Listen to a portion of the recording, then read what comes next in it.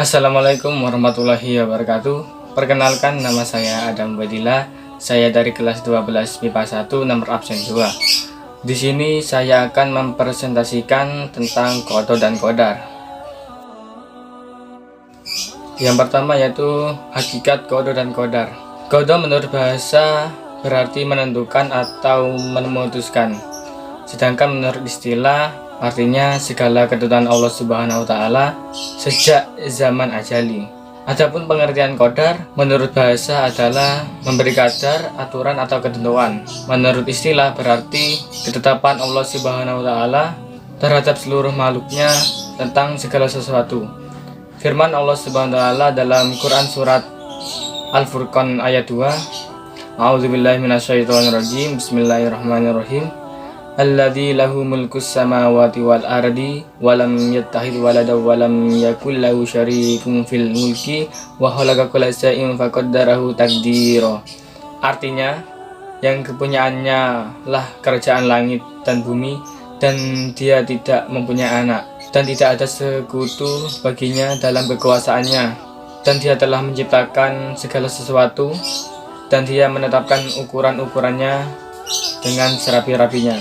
Quran surat Al-Furqan ayat 2.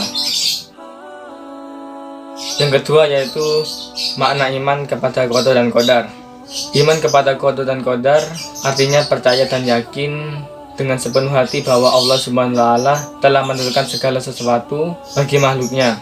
Menurut Yasin, iman kepada qadha dan qadar adalah mengimani adanya ilmu Allah Subhanahu wa taala yang qadim, dan mengimani adanya kehendak Allah Subhanahu wa taala yang berlaku serta kekuasaannya yang menyeluruh. Setiap muslim wajib mengimani qadha dan qadar Allah Subhanahu wa taala yang baik ataupun yang buruk.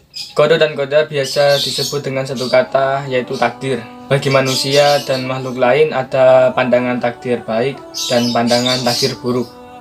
Tetapi dalam pandangan Allah Subhanahu wa taala semua takdir itu baik, karena keburukan tidak dinisbatkan kepada Allah Subhanahu wa taala.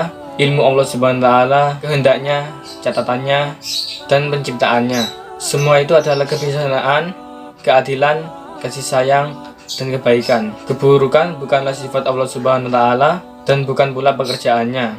Para ulama berpendapat bahwa takdir itu ada dua macam. Yang pertama yaitu takdir muallaq, yaitu takdir yang erat kaitannya dengan ikhtiar manusia.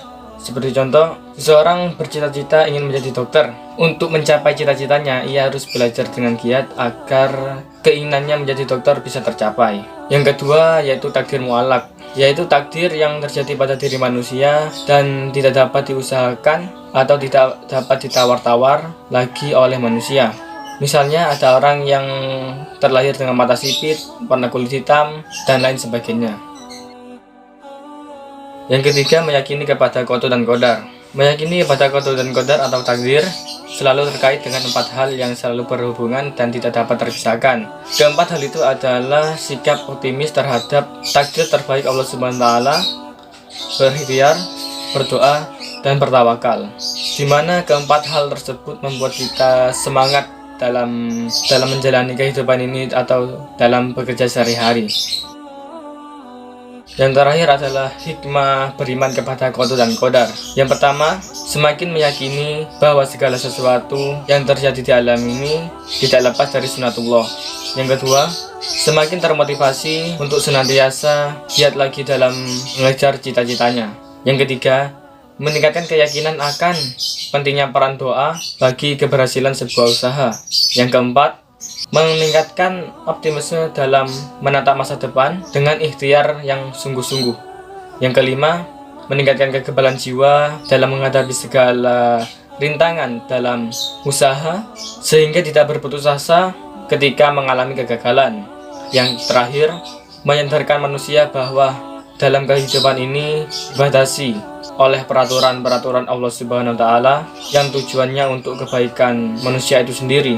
Bersikap optimis, ikhtiar, dan tawakal sebagai implementasi beriman kepada qadha dan qadar Allah Subhanahu wa taala. Demikian presentasi tentang qadha dan qadar. Apabila ada kesalahan mohon dimaafkan. Wassalamualaikum warahmatullahi wabarakatuh.